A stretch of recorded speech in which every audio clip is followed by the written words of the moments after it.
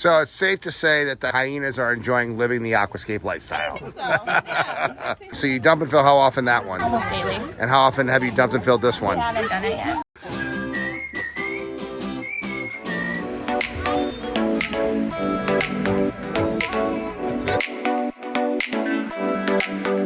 So let me introduce Padraic. Padraic is Rockscapes of Canada. He is a second generation business. You and your brother now run this thing. And how did this whole thing come about with Ed Ballou, the pond professor, coming here to the zoo, working with you to create this exhibit? So since we've been working with Aquascapes about 3 or 4 years ago, we've been talking about how to incorporate more water features with more control and more sustainability for the zoo, because one of their mandates is to have water features in almost all the habitats, because as you know, water is the basis of all life, and it adds all these different levels of enrichment.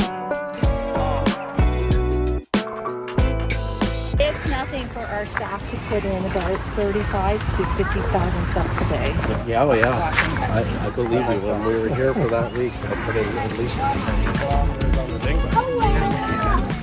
And we are at the zoo, and this is the hyena exhibit that 1 year ago Patrick created with Ed Ballou, the pond professor. But let's go check out how the hyenas are enjoying their Aquascape Ecosystem water feature.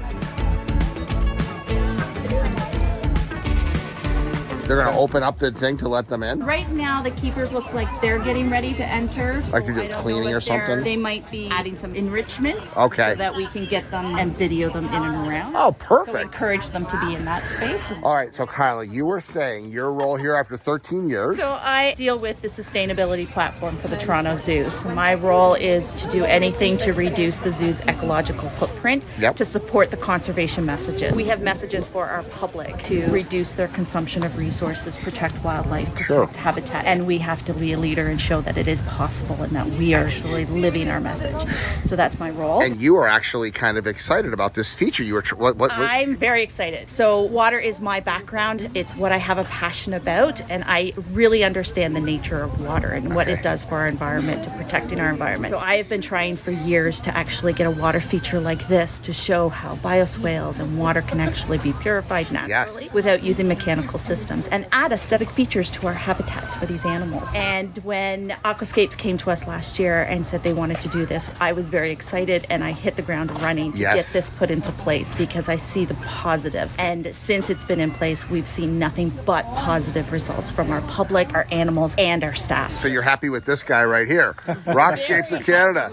And you've been working with him for a long time, right? He has been a contractor here at the Toronto Zoo for a number of years, and they've done some fabulous work, and it's great to find new opportunities to work with them. Literally since I was born, 87 or 86 was the first time we ever did a project here. Yeah, so his dad started it. He's continuing the legacy, and this is the first of hopefully many Aquascape water features here, right? We've got a few planned.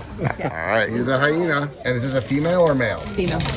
And so you said that this hyena was the first one to explore the water feature. Yes, she was. Aw, that's an ice cube, huh? Something in ice. And there's the Aquascape water feature right behind it. So historically, you only let out one hyena at a time because in the wild they are a solitary creature, except for during hunting when they hunt in packs. And we have part of a species survival plan that allows us to breed them appropriately. So you will let them in here for breeding. For breeding purposes, yes. They'll be in together, a male and a female.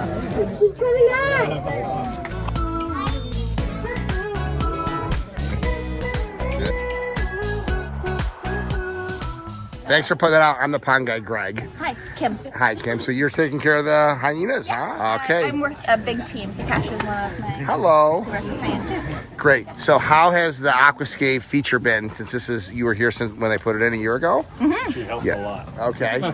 Yeah. Good. So are you happy with it as a keeper with the animals? It's beautiful, isn't it? What was it like before? Compare and contrast, I guess. What it used to be, where it is now. So it's added complexity definitely to the exhibit. Something that we didn't really expect for it to add was a really great white noise. Sound? Yes, it kills a lot of the public. Screaming, tapping, banging, that sort of thing. It takes away a lot of that noise. So I think stress levels have been able to increase a lot. That's cool. Really cool. And then she just grabbed that huge hunk of lettuce out of the middle of the pool.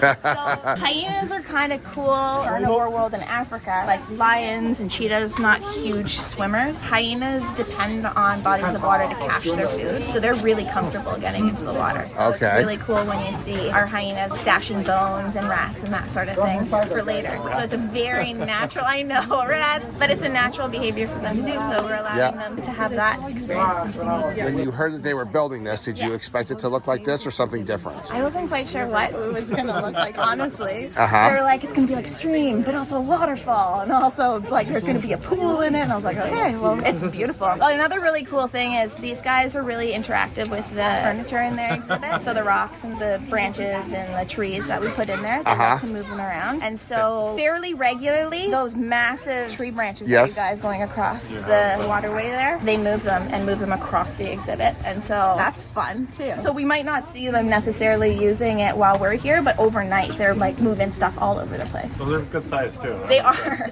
Yeah. Like the one has to be waterlogged to the extreme by this point, so that's got to be a few hundred pounds. They've tipped that one over, but they haven't dragged it out. But the ones that are laying horizontally across, they move them all over the place. One of my coworkers and I yesterday had to haul all of them back across, so it looked a little bit more like what you guys had left back it, to because they were all over. So it's safe to say that the hyenas are enjoying living the aquascape lifestyle. So, yeah. Rondike chair close to the end. Right. I'm pretty sure it was you that told me that we shouldn't use any of the wood as edging unless we had full ability for it to be completely removed. So they've obviously been doing that a lot. Yes. Yeah, and so we figured out the exact type and weight and movability of rocks as well, because they initially were trying to get at some of the pumps and stuff, so we had to adjust some of those rocks because it's been a learning curve, but it's been a good one, and it's definitely given them stuff to do. I know initially they tried to dig up some of the stuff that you put in, but again, that's just part of the hyena life. They're pretty destructive little guys, so it's definitely given them something to do. That's fantastic. Yeah. You essentially only had one concern that I remember, which was the liners, and that was that they could not digest any type of rubber, but there's been no issues. All the edging has been done. No, it's been great. That was the one thing they weren't able to pull out, which was amazing. Because it's covered in concrete cloth. Yeah, we used concrete cloth. Then we did an additional treatment for the edging. Ed had us do like double boulders on everything. We went out a little bit further and kicked back with cement cloth all the way in and around. And the only thing that we didn't figure out was how quickly they could dig out the power lines. Yeah, which is pretty fast. Pretty quick. That was me, not following directions when I was a kid. I still relate to this kid.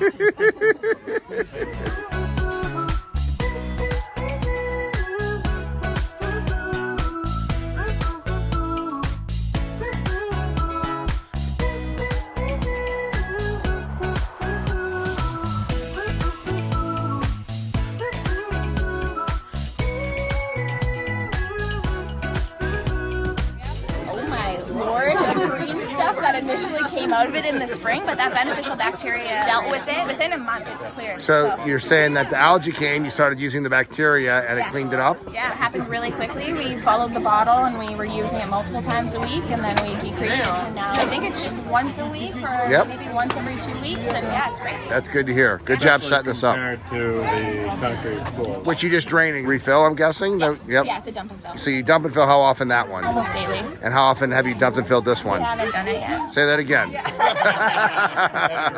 When did we put this in? August last year. We did have to put water in it in the spring because obviously the water disappeared. Yeah, But you added water. But you've never drained it and cleaned it, and yet it's got done daily, and this one has not been done ever. Yeah. That's an ecosystem for you. So I've heard rumors that other habitats are quite jealous. Are they? I actually talked to the snow leopard people. The snow leopard people. Do you interact with them? They got a climbing structure before the hyenas. So.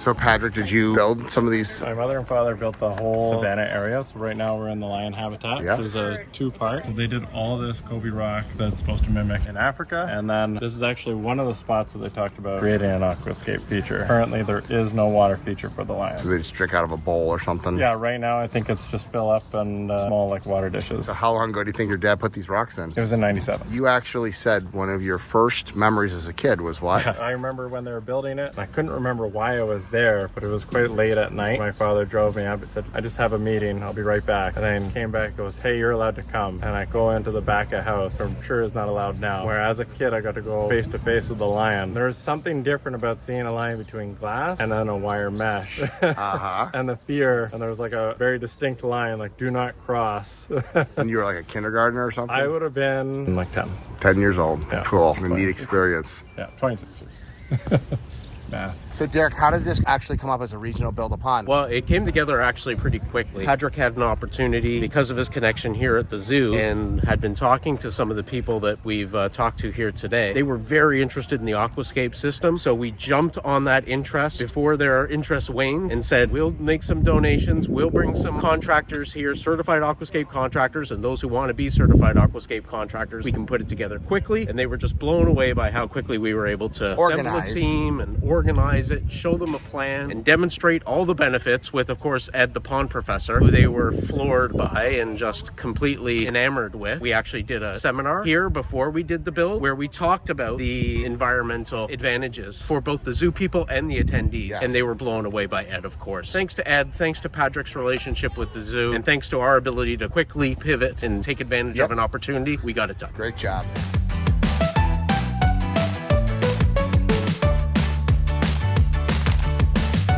Padraic was saying that he's actually going to train some of your staff on putting in smaller water features. What's the story there? So we have a full horticulture team, materials collections team that do a lot of landscaping here at the Toronto Zoo. We always try and give them opportunities to expand their knowledge and their skills. So we will be working with them to give them the skills to be able to do features like this and maintain those features and expand on them as we grow some of the habitat spaces. So you're actually going to be doing some training here? Yeah, I'm going to be working with the exhibits design group, fully separate department, but what they get to do is build interactives for all the habitats, sometimes on a smaller scale. So what we're going to do is train like a small pond or a small pondless. Actually, what was originally supposed to be the build, we were supposed to do a 6 foot long Yeah, it's a pond. little bit longer than 6 feet. Yeah, it was closer to 45. Yeah, and so this time we're going to find a much smaller habitat that it can have a larger impact, show them how to do it so that they can actually repeat it throughout the zoo anytime. Because there's a lot of exhibits that could use this. Hundreds of exhibits that can use some of these features, both inside and out. And that would be a great way for you to get a promotion. Conservation person. Thank you very much. I love I love my job. Me too.